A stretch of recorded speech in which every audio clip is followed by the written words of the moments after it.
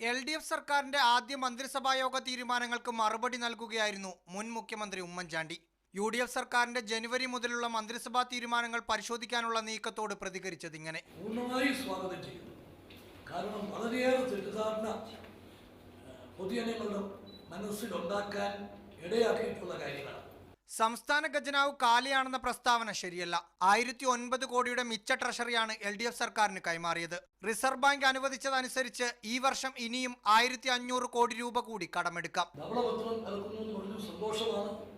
കാരണം ജനങ്ങൾക്ക് എല്ലാ കാര്യങ്ങളും അറിയാൻ പറ്റുമല്ലോ. സംസ്ഥാനത്ത് നിയമന നിരോധനം ഉണ്ടായിരുന്നുവെന്ന പിണറായി വിജയന്റെ പ്രസ്താവനയും ഉമ്മൻചാണ്ടി തള്ളിക്കളഞ്ഞു. നിയമന നിരോധനം ഉണ്ടായിരുന്നു. 5 കൊല്ലവും കൊണ്ട് കഴിഞ്ഞ ഗവൺമെന്റ് 1,60,424 പേരെ നിയമിച്ചപ്പോൾ സർവകാല റെക്കോർഡായി ഈ ഗവൺമെന്റ് 1,67,096 പേരെ നിയമിച്ചു. ക്ഷേമ പെൻഷൻ 1000 രൂപയായി ഉയർത്തുമെന്ന മുഖ്യമന്ത്രിയുടെ പ്രസ്താവനയ്ക്ക് പരിഹാസ രൂപേണയുള്ള മറുപടിയാണ് ഉമ്മൻചാണ്ടി നൽകിയത്. 1000 രൂപ കൂടുതലൊന്നും ഉള്ളത് 1000 ആയിട്ട് കുറയ്ക്കരുത് എന്ന് ഗവൺമെന്റിനോട് അഭ്യർത്ഥിക്കുക. മീഡിയ 1 തിരുവനന്തപുരം.